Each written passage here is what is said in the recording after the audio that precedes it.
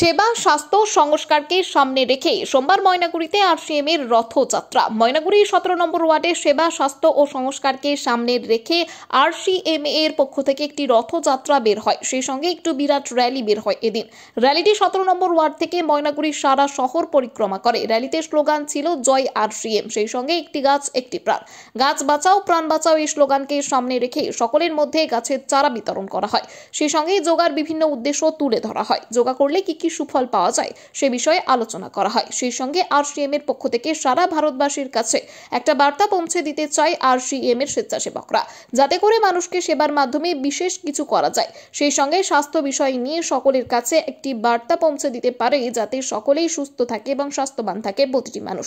দুই সঙ্গে সংস্কারমূলক যে কোনো কাজ একে অপরকে সাহায্য করা, সেই সঙ্গে সেবা স্বাস্থ্য ও সংস্কারের মাধ্যমে মানুষের রোজগারও করতে হবে। মূলত এই স্লোগানকে সামনে রেখেই আজকের এই অনুষ্ঠান বলে জানালেন আরসিএম এর এক সেবক। জানালেন এই রথটি গত 16 অক্টোবর রওনা হয়েছিল।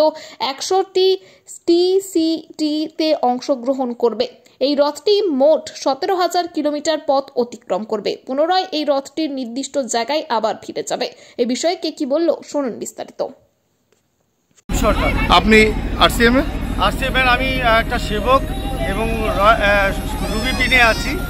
তো বললাম আজকে কি করছেন আপনারা ময়নাগুড়িতে? এটা দেখুন আরসিএম এর একটা জাগরুকতা র্যালি, যেখানে আমাদের উদ্দেশ্য হলো সেবা স্বাস্থ্য এবং সংস্কার, যার মাধ্যমে আমরা ভারতবাসীকে একটা বার্তা দিতে চাই যে ঘর ঘরে সুস্থতা আসুক, রোজগার আসুক এবং একটা এমন সংস্কার তৈরি হোক যেখানে সবাই সবার সাথে ভালোবাসা প্রেম নিয়ে থাকবে এবং সবার উন্নতির জন্য কাজ করবে।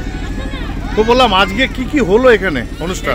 আমাদের এখানে যে প্রোগ্রামটা হলো সেটা হচ্ছে আমরা প্রথমে জুম্বা ডান্স বা যোগা করলাম, আমরা যোগার মধ্যে অংশগ্রহণ করলাম এবং আমাদের এখানে যে উত্তরবঙ্গের যেটা আমাদের ঐতিহ্য, যে আমাদের গাছ বাঁচাও গাছ রোপণ করো, তার উপরে কিছু ডান্স প্রোগ্রাম হলো এবং সংস্কৃতির প্রোগ্রাম হলো।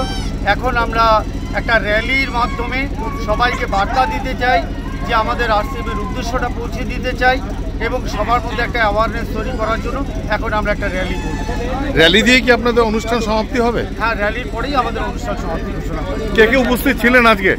আজকে আমাদের এখানে যত রকম আমাদের এই নর্থ বেঙ্গলের যত টেকনিক্যাল অ্যাচিভার, রয়্যালটি অ্যাচিভার এবং স্টার পেটেন্সি অ্যাচিভাররা সবাই এখানে উপস্থিত ছিলেন এবং আমি নর্থ বেঙ্গলবাসীর কাছে আবেদন করব, আপনারা আমাদের সাথে দিন। আমরা একটা বড় কিছু করতে চাই, একটা নতুন ভারত নির্মাণ করতে চাই। বললাম এই রথটা এরপরে কোন জায়গায় পৌঁছাবে, মানে কোন জায়গার উদ্দেশ্যে রওনা হবে? ভোপালে চলে যাবে এই রথটা। আমাদের এই রথ 16 অক্টোবর থেকে সেপ্টেম্বর থেকে রওনা দিয়েছে। 100টা সিটিতে ভিজিট করবে এবং 17,000 কিলোমিটার আপনার চলবে এটা।